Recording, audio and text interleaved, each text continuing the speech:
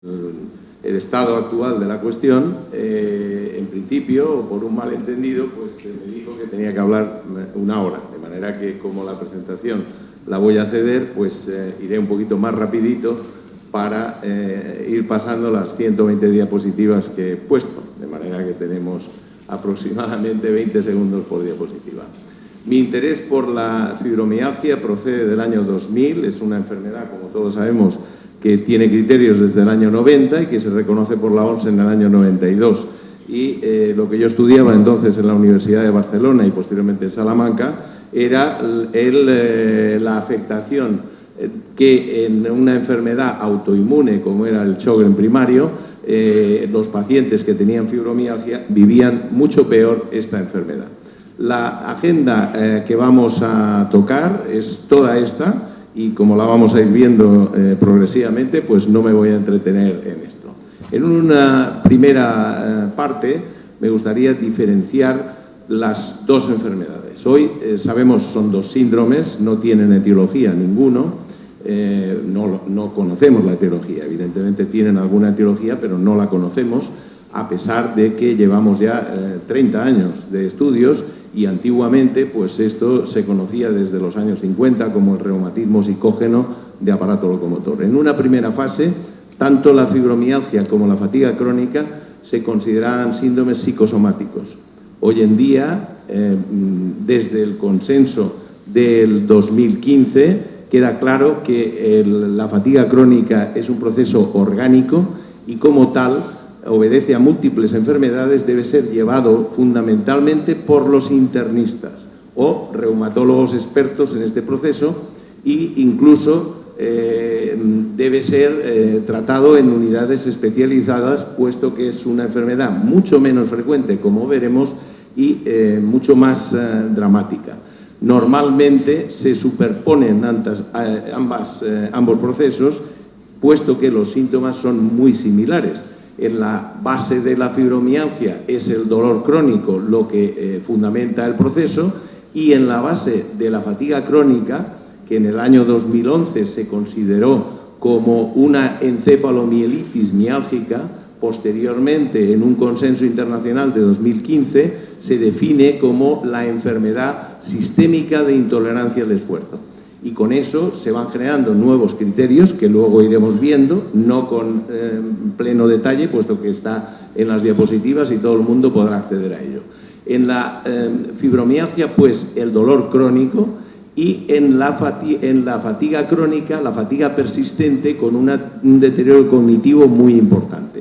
El primer punto que vemos también de diferencia es que la fibromialgia es muy prevalente, un 3,5% de pacientes a nivel mundial, mientras que la fatiga es 10 veces menos prevalente. Casi todo el mundo o todo el mundo que tiene fibromialgia debe tener fatiga, debe tener trastornos de sueño y asocia muy frecuentemente procesos ansioso-depresivos. Esto ocurre en las dos enfermedades y por eso muchas veces se superponen y no es tan fácil diferenciarlas adecuadamente, puesto que, como todo el mundo sabe, no tenemos ninguna prueba definitiva, es decir, no hay ninguna analítica, ninguna prueba de imagen que nos permita dar a 100% el diagnóstico claro de que un paciente tiene una u otra enfermedad. La fibromialgia ocupa una gran parte de las consultas, tanto en medicina familiar como en reumatología, es la segunda enfermedad reumática más frecuente y tiene criterios de clasificación, que no de diagnóstico, desde el año 90 y tiene criterios diagnósticos desde el año 2010, que nosotros validamos en población española en el 2016 por nuestro grupo, como luego veremos. Y la fatiga crónica tiene criterios de diagnóstico, que no de clasificación, es decir, siempre son más importantes los criterios diagnósticos, desde el año 94 y tiene los nuevos criterios que la definen como una enfermedad sistémica de intolerancia al esfuerzo desde el año 2015. Bueno, aclarado esto, vamos a ver los criterios, yo creo que son bien conocidos de todos, son criterios de clasificación, los del año 90, y eso fue muy criticado por nosotros mismos y por varios autores y se indujo a que se cambiaran y que se ampliaran y que hubiera un criterio diagnóstico. ¿Por qué una paciente que tiene solamente 10 puntos dolorosos no va a tener fibromialgia? Era una cosa completamente kafkiana.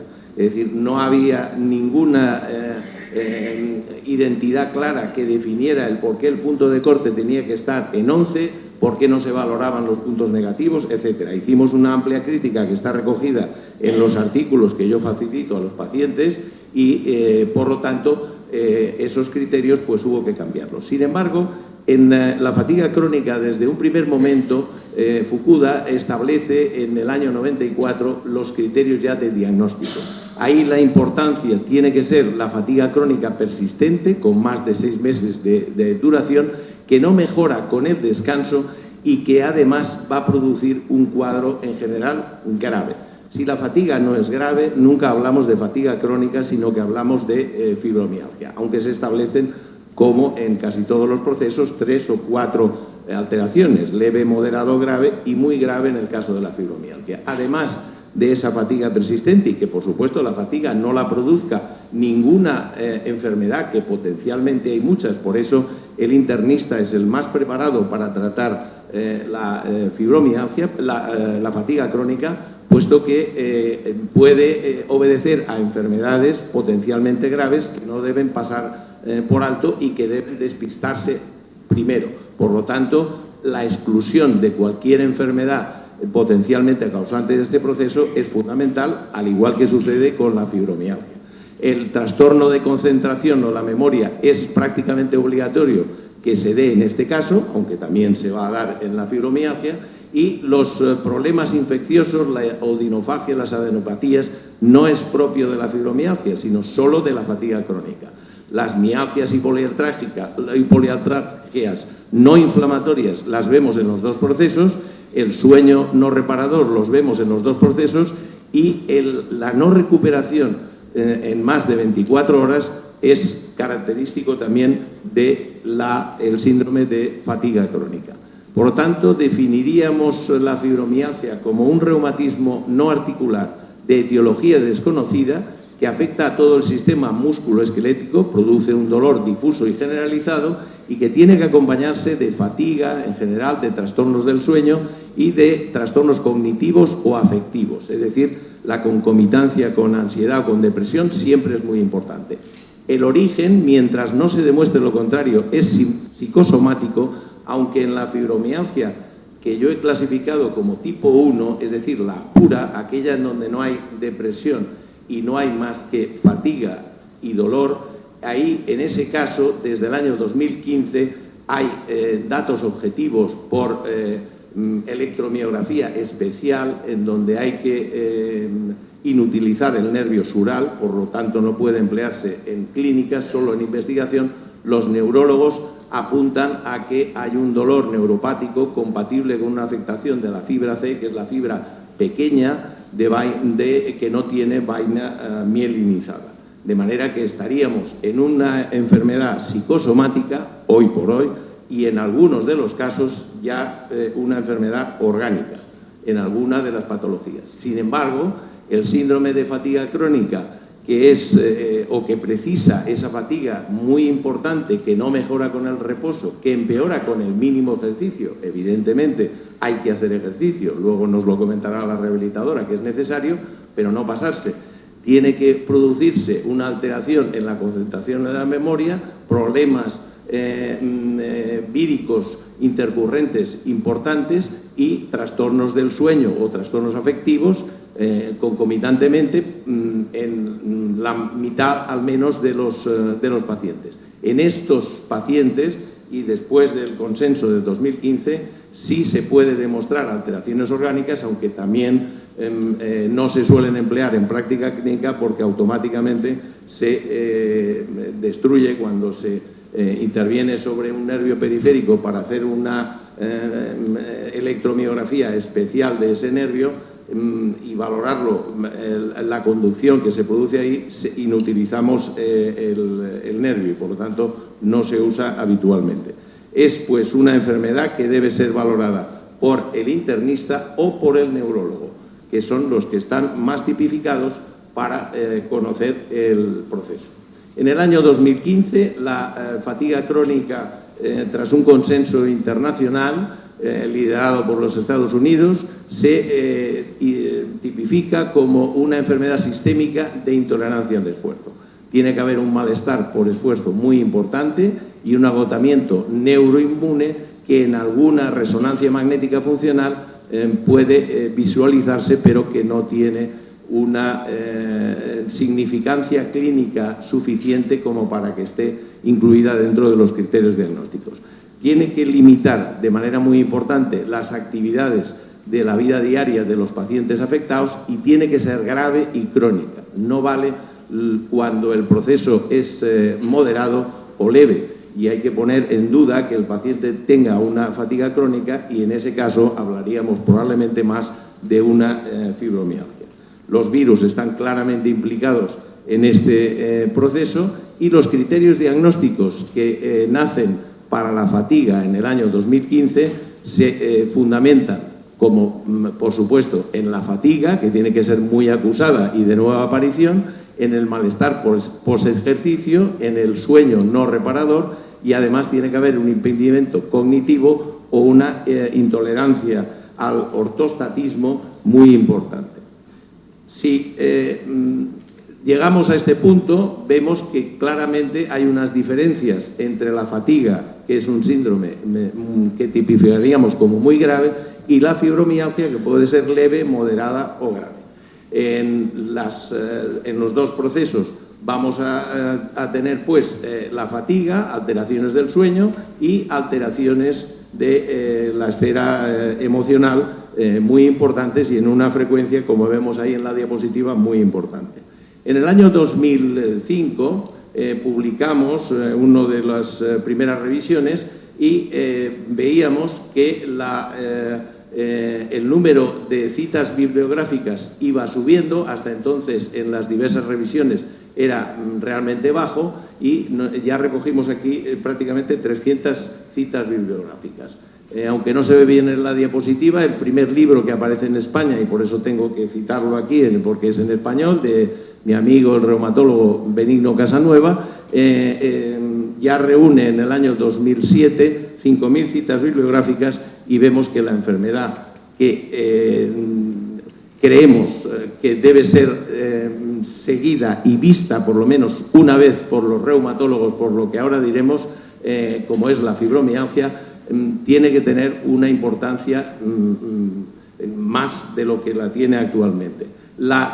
El síndrome de fatiga crónica o la enfermedad sistémica de intolerancia al esfuerzo, si queremos decirlo en la denominación actual, debe ser seguida o debe ser valorada al menos una vez por el internista y por el neurólogo. En este caso, las unidades especializadas entiendo yo que son necesarias.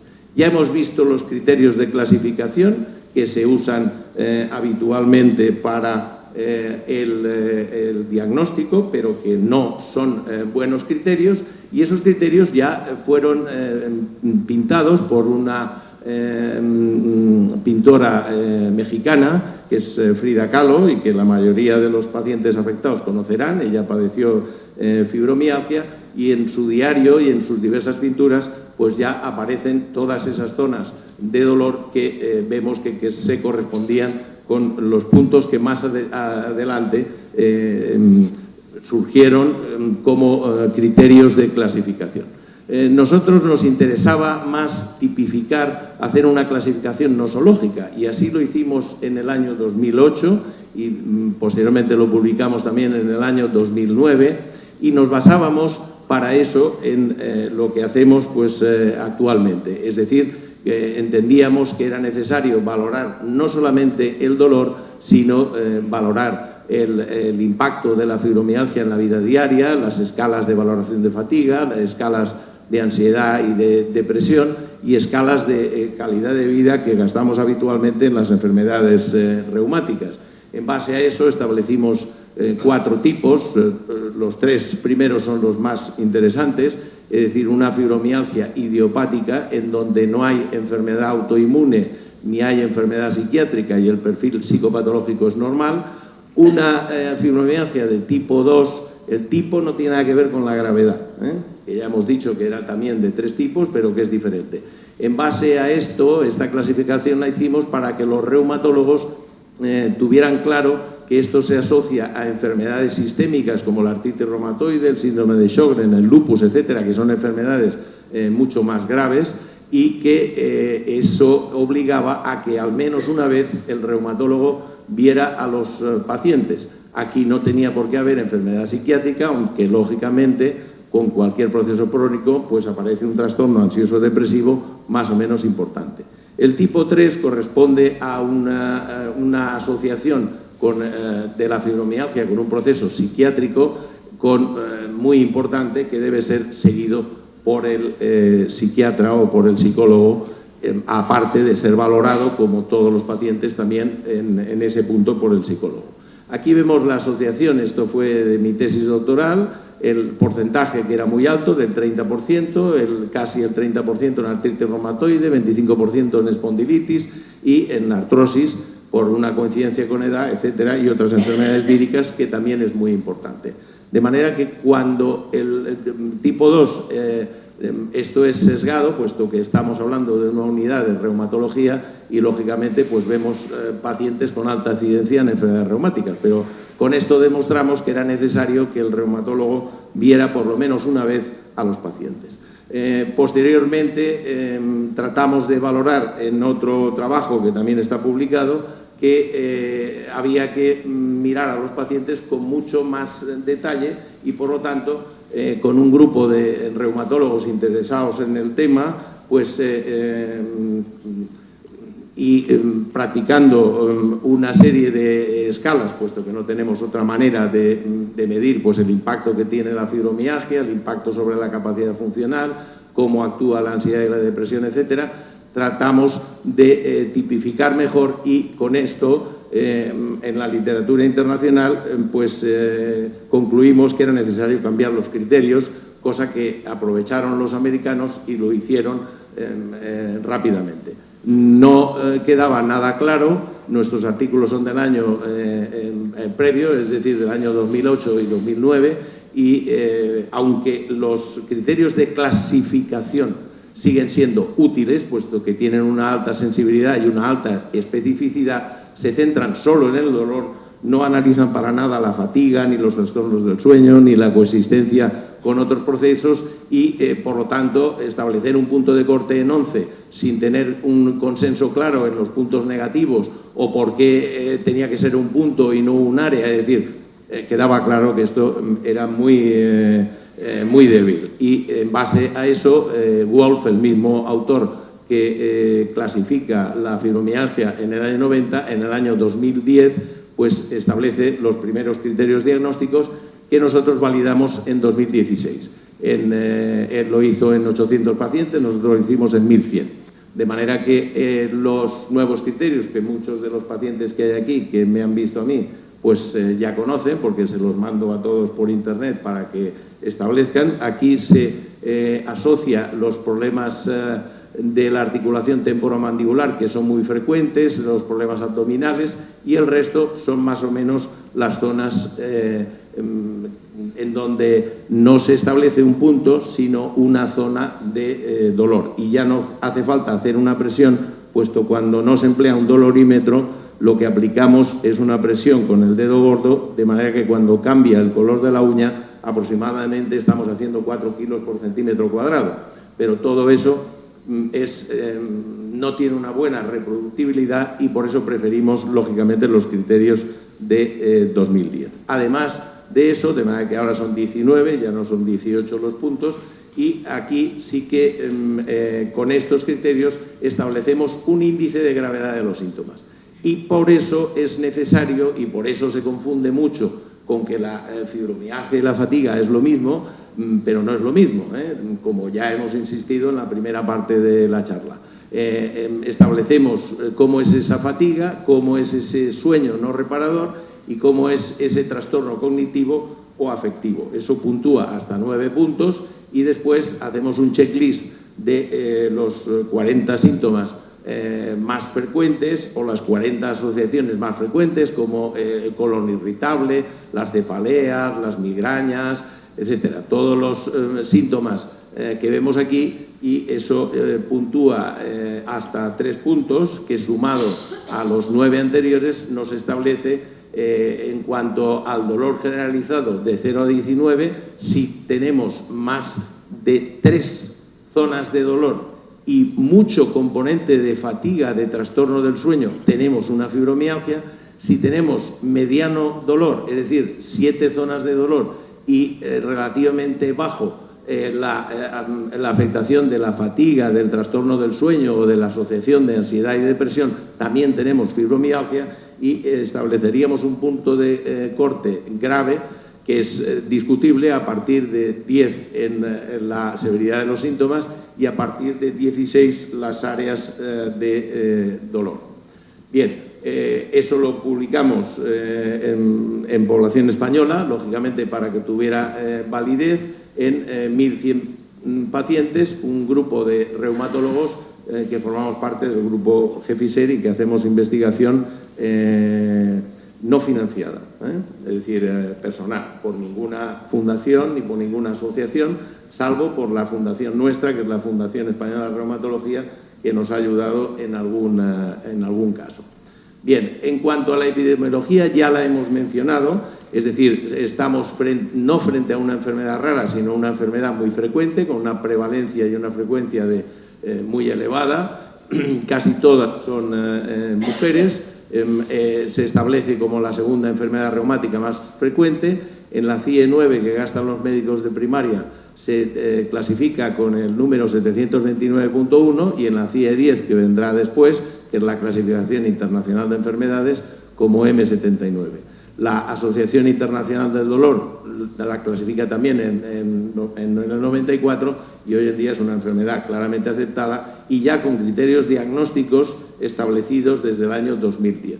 Aquí he traído una foto para ver la frecuencia que hicimos en un trabajo en donde vimos que la incidencia en nuevos casos por 100.000 mujeres pues era el número 1 y, lógicamente, las enfermedades inflamatorias, que es lo que suele tratar el reumatólogo, tienen un porcentaje de un 5% de todas las enfermedades del aparato locomotor, que son muy importantes. De manera que las enfermedades más prevalentes se están dejando en manos de los médicos de familia, puesto que los tratamientos biológicos nos ocupan mucho tiempo y estos otros procesos requieren mucho tiempo y muchas visitas al paciente y lo que preferimos es educar a los médicos de familia para que traten mejor a los pacientes de una manera más científica y solo cuando tengan dudas que los remitan a la reumatología. El sistema funciona así. En función de la edad, la prevalencia aquí ya puede caer al número 4, pero en ciertas edades pues la prevalencia sigue siendo la primera en cuanto a la enfermedad. Bien, el dolor es un dolor real en la fibromialgia, como ahora diremos. No es un dolor inflamatorio o nociceptivo, es decir, es el dolor que se produce cuando yo me pego un golpe. Automáticamente ahí tengo unos mediadores químicos de la inflamación y tengo un dolor nociceptivo o un dolor inflamatorio por una artrosis, por una artritis reumatoide, etc. Cuando tengo un daño en el sistema nervioso, hablo del dolor neuropático.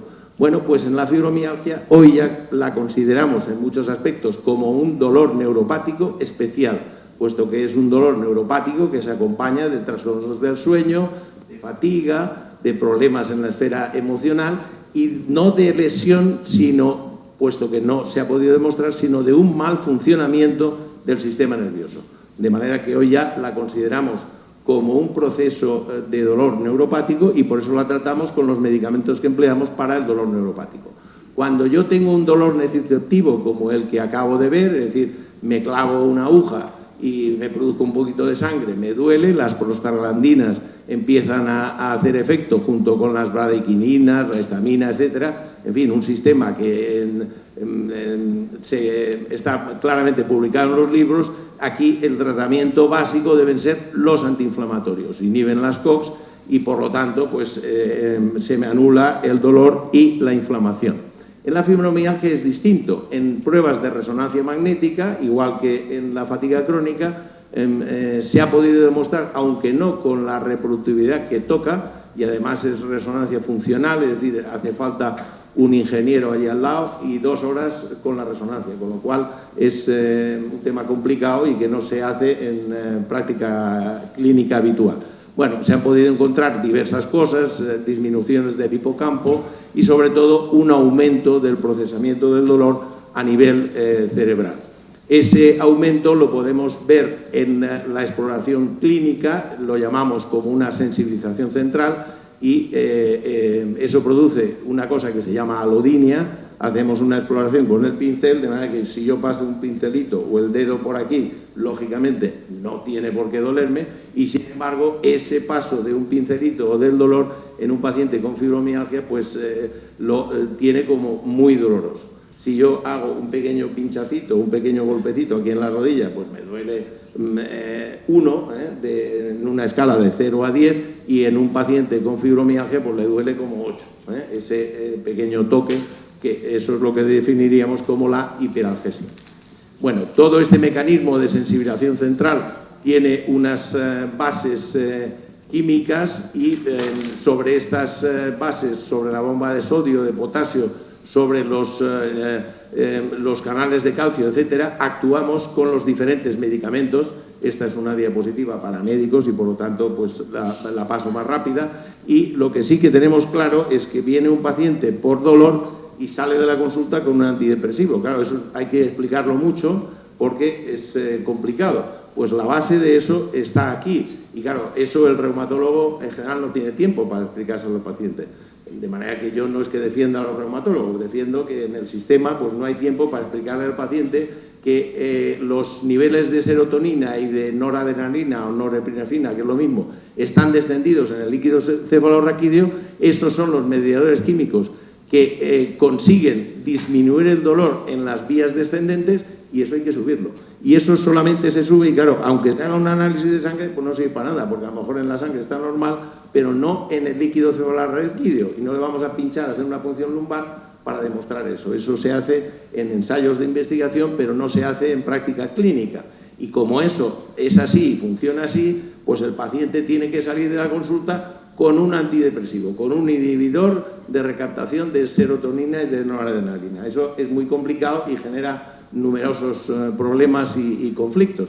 Y a veces pues tiene que salir con un antiepilético, porque las cosas funcionan así. Es decir, que el tratamiento del dolor neuropático pues es muy complicado, los antiinflamatorios no sirven para nada, hay que gastar analgésicos opioides, los mórficos tampoco sirven para nada, luego lo explicaré muy rápidamente para no... en fin, para dejar hablar a mi compañera la rehabilitadora, y podemos actuar con la capsaicina en la transmisión del dolor a nivel superficial, y tenemos que actuar con los inhibidores de recaptación de serotonina y noradrenalina, es decir, con la duloxetina y con fármacos antiepilépticos o con amitriptilina, etcétera, es decir, con los medicamentos que salen.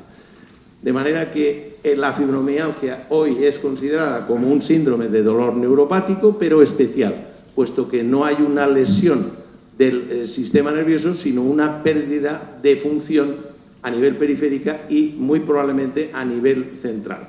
Todo esto es lo que explica el dolor que padecen los pacientes, y por ese motivo pues, el dolor pues, es real en la fibromialgia. Se puede demostrar además que hay niveles bajos de hormona de crecimiento, de sustancia P, de factor de crecimiento, y además hay una agregación familiar muy importante, y además tenemos imágenes funcionales con difícil reproducibilidad y que son muy caras y por lo tanto que no se hacen en práctica clínica.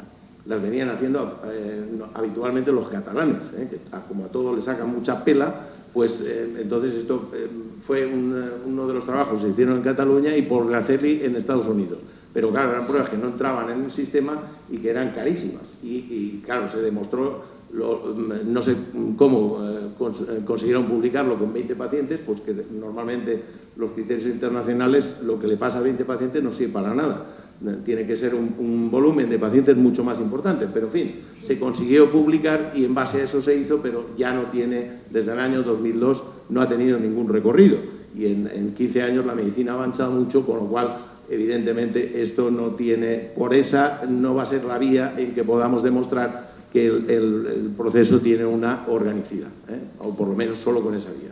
Lo que sí que queda claro es que hay una alta prevalencia familiar y que los familiares de primer grado tienen 8 veces más frecuente fibromialgia, como todo el mundo sabe, que en las familias pues suele haber estos problemas. Cuando hay un paciente con fibromialgia, pues probablemente alguno más lo tendrá, porque en la vida se hereda prácticamente casi todo.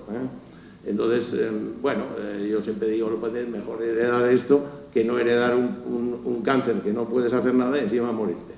Bien, la clínica ya la hemos descrito en varias diapositivas y no vamos a repetir porque es más de lo mismo. Y mis disculpas porque esto es de una charla que está en inglés, pero bueno, da igual. El síndrome de fatiga crónica, el intestino irritable, los desórdenes temporomandibulares, las migrañas, los dolores de cabeza excepcionales, etcétera, son muy, muy frecuentes las comorbilidades en ambas enfermedades y eso pues hay que tenerlo muy presente. Y en cuanto a las comorbilidades psiquiátricas, no las médicas, pues los trastornos depresivos son importantes, incluidos los trastornos depresivos mayor, y los trastornos de ansiedad generalizada también son muy importantes.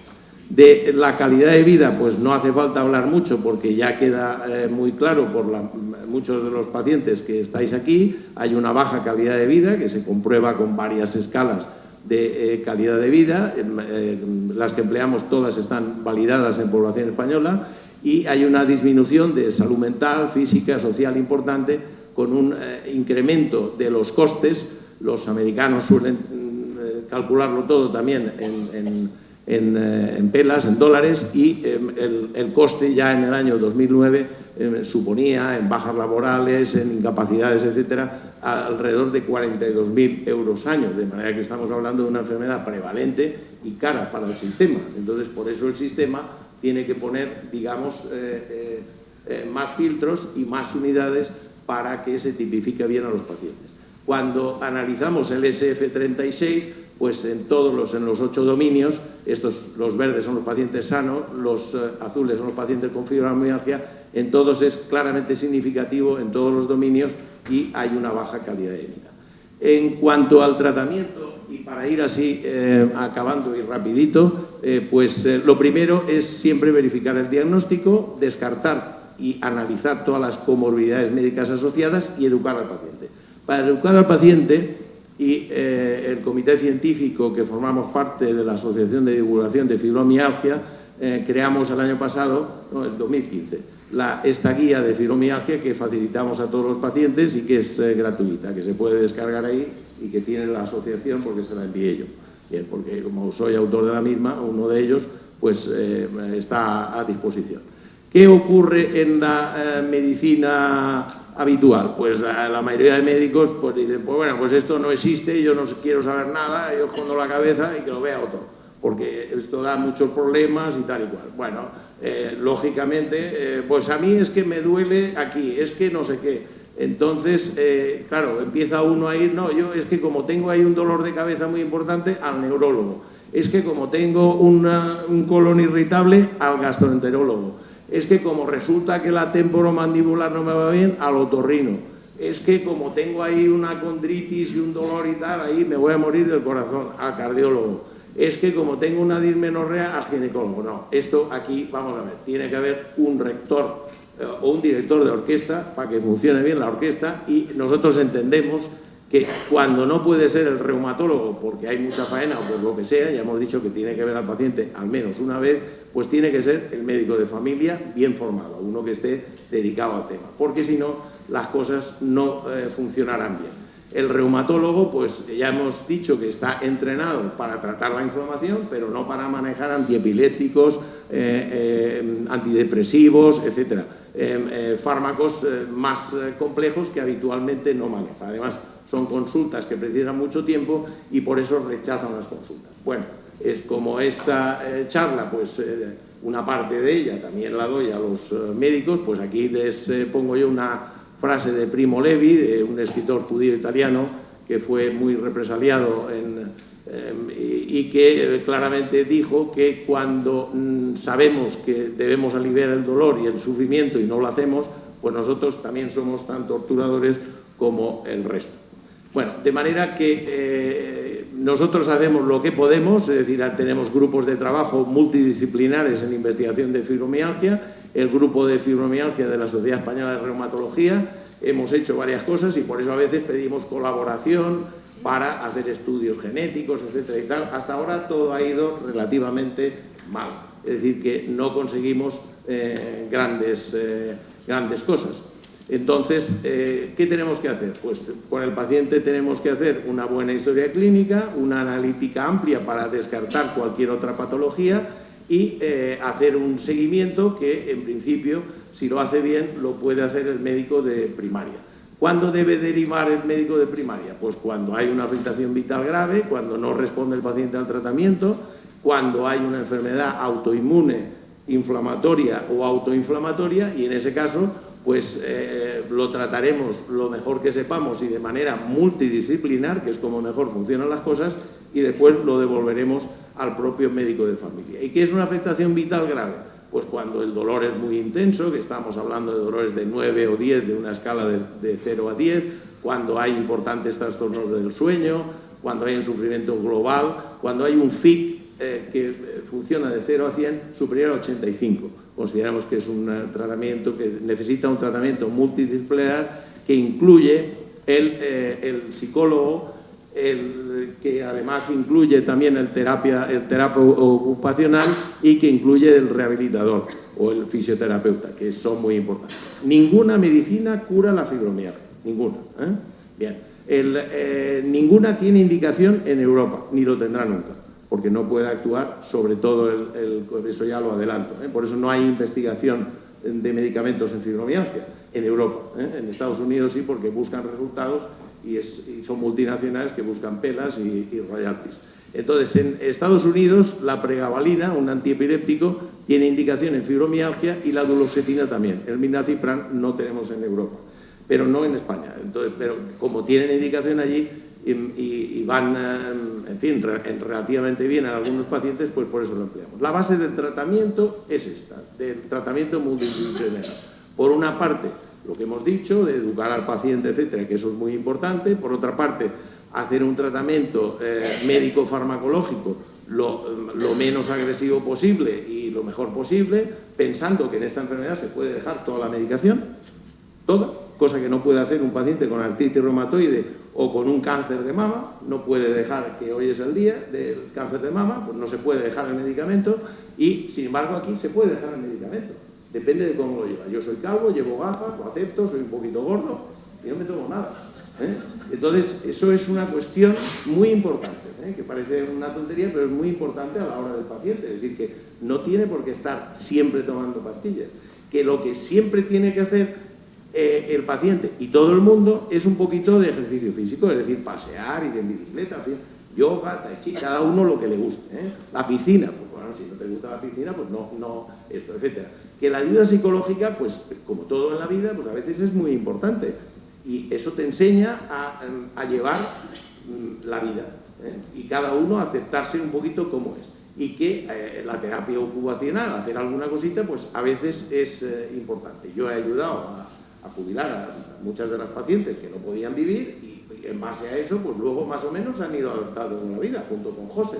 Bueno, pues es una opción del tratamiento, es decir, que no es machacarse medicinas porque así me voy a curar. No, de eso nada. Es un proceso crónico, no se cura con ninguna medicina, y en la diabetes o te medicas o te cortan la pierna o te quedas ciego, y aquí, pues depende de cómo lo lleves, a lo mejor no hace falta. Entonces, eso es lo que hay que tener presente. Bueno, de los fármacos, yo había puesto aquí un montón de fármacos, pero creo que lo vamos a saltar. La fisioterapia la va a dar mi compañero, mi compañera, lo que a uno le vaya bien, siempre es lo mejor. Evidentemente, ejercicio aeróbico. Aeróbico, como ella dirá, es que cuando yo voy caminando, voy hablando, estoy haciendo un ejercicio aeróbico. Si yo voy corriendo a tope, no puedo estar hablando con el que va al lado. Eso es anaeróbico, eso no es bueno para nadie. Y para los de la fibromialgia, menos, para nadie. Eso de las maratones y todo eso es una locura, pero bueno, que la haga el que le dé la gana, lógicamente. Bien, hay que actuar pues en todo. Hay que actuar no solamente en el dolor, en la fatiga, en la función, etc.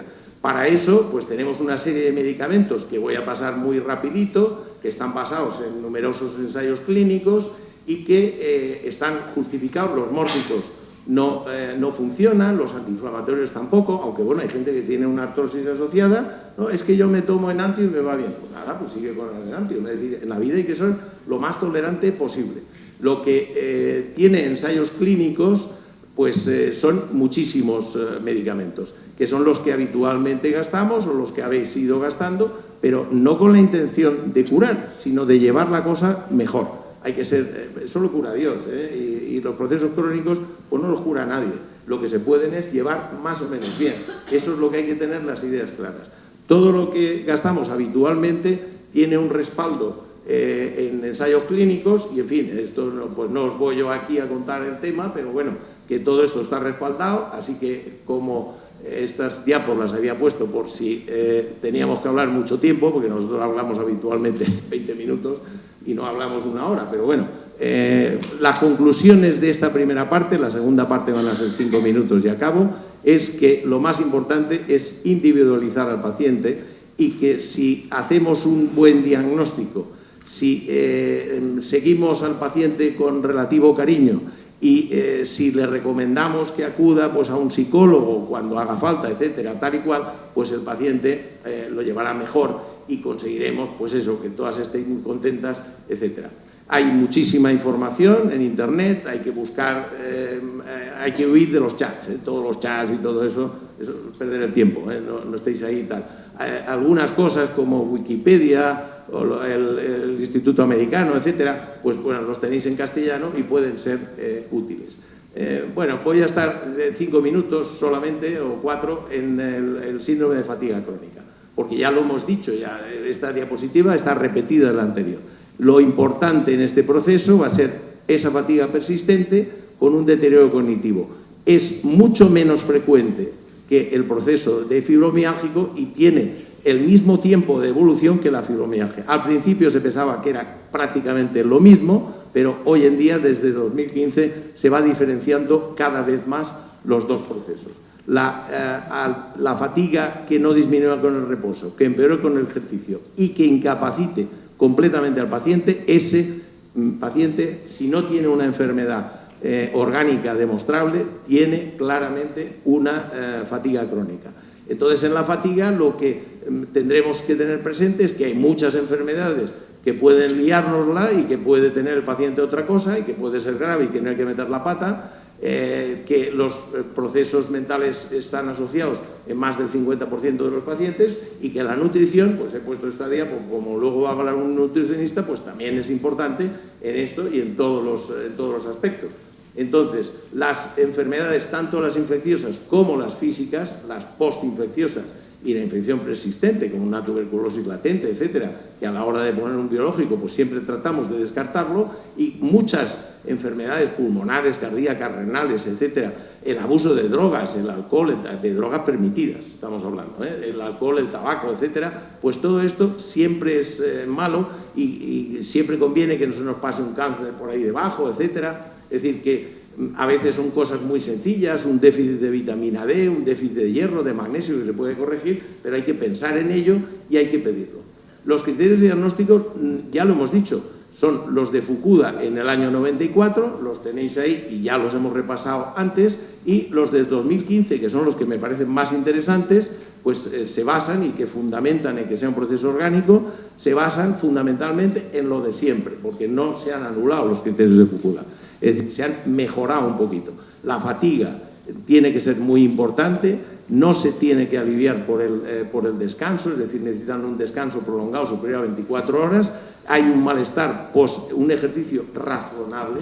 Cuando se hace una carrera, el malestar claramente tiene que ser muy importante para uno que no está habituado. Es decir, pero cuando se camina 1 kilómetro, pues uno no debe cansarse mucho. Bueno, pues cuando se cansa uno mucho al caminar 1 kilómetro, hay que ir con cuidado. El descanso no reparador y los problemas cognitivos que vayan surgiendo y que antes no los tenía el paciente son importantes. La etiología es desconocida, lo que queda claro es de que hay muchos procesos víricos, pesticidas, intercurrentes, el estrés, que es muy importante, los déficits, que siempre hay que mirar en los análisis de hierro, de magnesio, de ácido fólico, de vitamina B, hay que mirar siempre la tiroxina para ver cómo está y siempre recordar todas las enfermedades son leves, moderadas y graves. Pues aquí además se establece el muy grave y como no sea grave o muy grave hay que pensar que el paciente no tenga una fatiga crónica. Claro, las comorbilidades son muy similares a lo que hablábamos en la fibromialgia, está tipificada por la OMS en la CIE 9 con el 780 y en la CIE 10 con el G93. Y el cuadro clínico, pues ya lo hemos dicho, es decir, no vamos a insistir más en el tema, pero fundamentalmente pues esa debilidad al menor esfuerzo físico o mental, el esfuerzo mental, la secretaria que está estresada, la secretaria de dirección y que está machacada por el de esto, aparte de que tenga un problema de bullying, etcétera, pues puede tener una fatiga crónica sin necesidad de que haga un gran esfuerzo físico. Es decir, no solamente es un problema de limpiador este proceso. El sueño no reparador con un insomnio muy importante, las intolerancias al frío y el calor, la hipersensibilidad a alimentos que previamente se toleraban bien, hay una correlación importante con la celiaquía que siempre hay que descartarla, como ahora luego veremos, etcétera. Las migrañas, el intestino irritable, muchos de los síntomas completamente superponibles a la fibromialgia, como hemos dicho. Aquí hay más infecciones respiratorias, hay muchos más problemas dispépticos. Cuando hayan problemas importantes desde el punto de vista de fatiga cardíaca, haremos una prueba de esfuerzo, lógicamente, y la tendrá que valorar el cardiólogo. Es decir, nada de eso es un saco y ahí voy metiendo todo porque hay que ir con mucho cuidado y la intolerancia ortostática es importante, es decir, la gente no aguanta el estar de pie una hora como estoy yo aquí, es decir, la gente que tiene fatiga crónica, lógicamente. Bien, pues estos procesos y el deterioro cognitivo que se puede medir con pruebas psicotécnicas que hará el psicólogo y con una variación del coeficiente de inteligencia inferior al que tenía antes de enfermar, es importante y va a empezar, parece que tenga un Alzheimer, que no se concentra bien, que se le olvida no sé cuántos, no, puede tener una fatiga crónica en función de la edad el paciente. Y, lógicamente, cualquier proceso crónico, pues uno se va a deprimir, va a estar más o menos ansioso y es importante, entonces, ¿qué hago con el paciente? Pues lo de siempre, una buena historia clínica, un buen examen clínico y una analítica siempre amplia. Por eso insistimos muchas veces en los análisis, que la gente dice, ¿otra vez análisis? Pues sí, otra vez, porque se me olvidó pedir los anticuerpos antiendomisio o antitransglutaminasa IgA y tengo que pedirlo para ver si tienes una intolerancia, si tienes una celiaquía o tienes una intolerancia al trigo, simplemente, al gluten. Y no llegas a tener una enfermedad, pero tienes la intolerancia. Entonces, pues bueno, si tienes esa intolerancia, después nos hablará que lo veo que está aquí y, por lo tanto, la alimentación queda citada, para que luego tú te explayes en el tema. Los criterios diagnósticos ya los he repetido, de manera que por el tiempo no voy a volver a insistir en ellos, yo soy muy pelma y repito mucho las cosas. No he comentado los criterios de 2011, es decir, cuando se definió la fatiga crónica como una encefalomielitis miálgica. Y, como siempre, la fatiga crónica era el síntoma obligatorio que hay que tenerlo y persistente durante más de 6 meses, el deterioro neurocognitivo, la cefalea, el trastorno del sueño, etcétera, la debilidad muscular, lo mismo que todos. Hacemos un repaso por la clínica que presentan los pacientes, etcétera. Antiguamente se decía que esto era la gripe de los yuppies, ¿no? Tenía una gripe, estoy engripado, pero no estoy engripado y estoy siempre cansado y siempre hecho polvo y tal y cual y 6 meses. Pues hombre, pues eso no es una gripe, eso a ver si tienes una fatiga crónica, es decir, hay que mirárselo. La susceptibilidad a infecciones virales, los problemas intestinales, urinarios, las intolerancias o sensibilidades especiales a los alimentos, a los productos químicos, etcétera, y los problemas de ortostatismo, que son importantes posturales, con apariciones de taquicardias, etcétera, que no tengan una explicación sencilla, como una tensión baja, etcétera. Bueno, todo eso pues hay que estudiarlo y de esa manera llegaremos al diagnóstico. Y los criterios actuales, como enfermedad sistémica de intolerancia de esfuerzo, que son más sencillos, pero más importantes. Es decir, siempre se exige la fatiga, el malestar post-ejercicio, y el descanso no reparador. Y además tiene que haber un deterioro cognitivo importante y esa intolerancia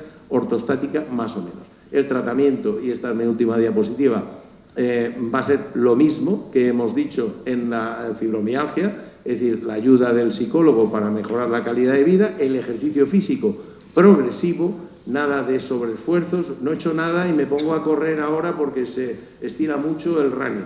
Pues bueno, pues si no has hecho nunca running, dedícate a pasear, como hace todo el mundo, que es lo que toca y lo lógico, que correr es de cobarde, como se dice siempre. Bueno, pues el tratamiento farmacológico actuará sobre los síntomas más prevalentes, siempre las intolerancias alimentarias pues están muy en boga y son realmente ciertas, hay que probar, ¿por qué no? Si eliminas el trigo y te encuentras mejor, pues bueno, pues no pasa nada, como luego no se explica nada, y a veces hay que hacerlo. Y los antioxidantes requieren ensayos clínicos, no hay ensayos clínicos, les va bien a muchos pacientes, y entonces vienen, no, yo es que me tomo ahí unos derivados del arándano o del ginkgo biloba y me va muy bien, pues adelante. Es decir, todo lo que vaya bien a un paciente, si uno es un buen profesional, pues eso siempre va bien, no hay por qué negarlo, y cualquier medicina complementaria siempre es útil, sobre todo si le va bien al paciente. Por lo tanto, pues nada, tanto en la fibromialgia como en la fatiga, que hoy hemos empezado a diferenciarlas claramente, pues el objetivo es que el paciente acepte el proceso y que viva pues, lo mejor posible. Y muchas gracias a todos.